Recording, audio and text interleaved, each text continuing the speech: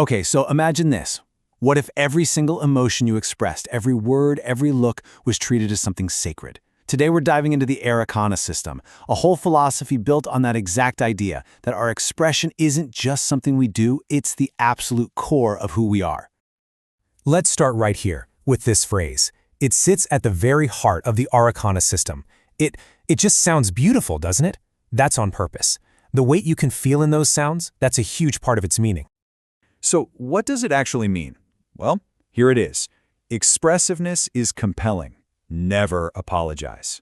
And listen, this is not a gentle suggestion. This is a command. It frames our ability to express ourselves as this magnetic, powerful force, something you should never, ever apologize for. And that idea is the foundation for everything we're about to explore. So what's at the heart of this philosophy? It goes so much deeper than just the words we say. In the Arreqqana system, the most important thing, the ultimate value, is in the simple act of being truly seen and heard for who you are. It's about understanding the unique texture and color of your own expression. And this is where things get really, really deep.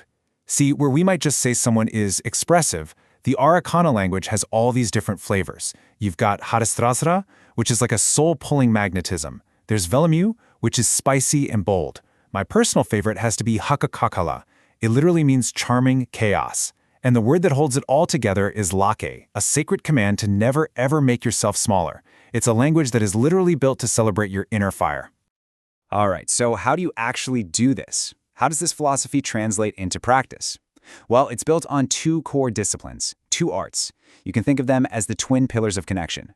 One for connecting with other people, and one for connecting with yourself. The first pillar is Kanara linguistics, and the key words here are huge: feeling, receiving, and embodying. This is not about memorizing vocab lists or flashcards. It's about treating language like a full-body experience. It's communion, not just communication.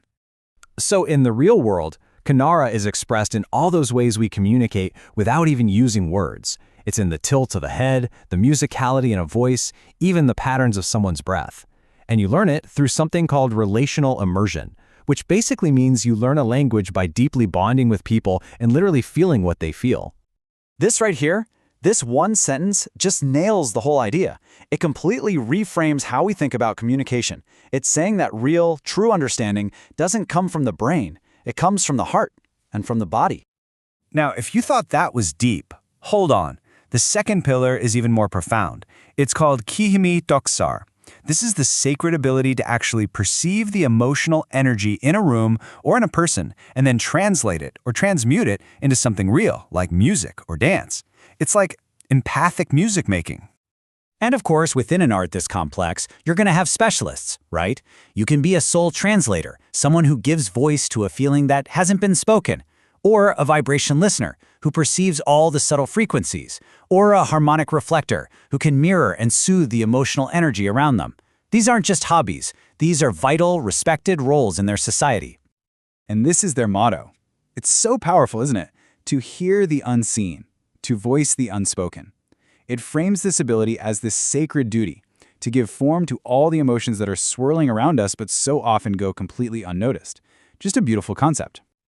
Okay, so we've got these two incredible arts, one of embodied language, the other of emotional translation. But how do they fit together?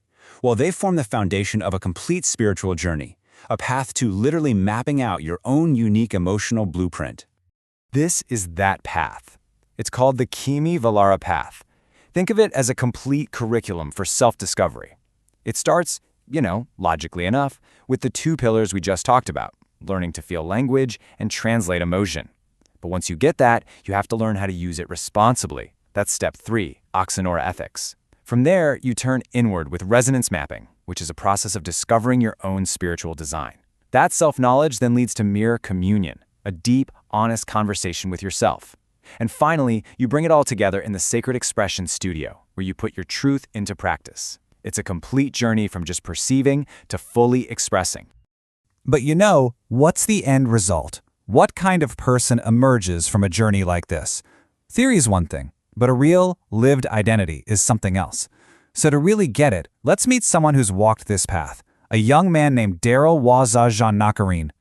So So these are what are called his core lineage threads, and you can think of them like his spiritual DNA. He carries the thread of flow, so he is poetic.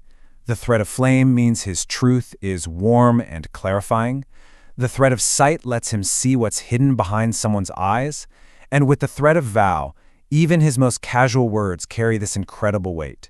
This is the blueprint that the system helped him find and embrace. His inherited gift is Kimi Doksar, and check out what that looks like in action. The sorrow in a room becomes a hum, the tears find a form. He doesn't just feel sadness, he gives it a voice, a physical presence. This is the philosophy made real. Okay, for this last part, let's take this huge kind of cosmic system and bring it right down to Earth. Because the real test of any philosophy is how it shapes our smallest, most human interactions. How does it show up in just a simple, everyday connection? So let's drop into a scene with two characters, Jaru and Yaya. The setting is super simple, super warm. A park at twilight. Just a moment of play and gentle connection.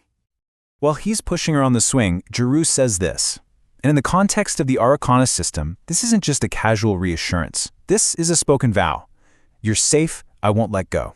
It's a direct, honest, and totally sacred expression of protection. All right, so the moment continues, building on this theme.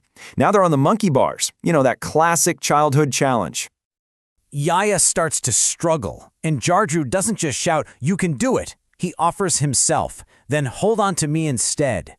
This is the philosophy in its purest form. Not just speaking your truth, but being the truth for someone else. It's an active, physical offering of support. And the whole scene wraps up, not with some big, loud declaration, but with this quiet intimacy. The playful energy has settled down into this moment of gentle, protective care, all under the light of two moons. And this is maybe the most important part. We see that this philosophy shapes your inner world just as much as your outer one. This isn't spoken out loud. This is a sacred vow that he makes in his heart. No matter how heavy the world is, I'll carry it for her. It's an internal promise that has the exact same weight as a spoken one. And really, that's what this all comes down to. This whole system is built on the idea that our expression, our words, our actions, our very presence is a direct reflection of our soul. So it leaves us with a pretty big question, one for all of us, really. If our words truly carried the weight of our soul, what would we say differently? What truths would we finally feel brave enough to voice, and what apologies would we simply refuse to make?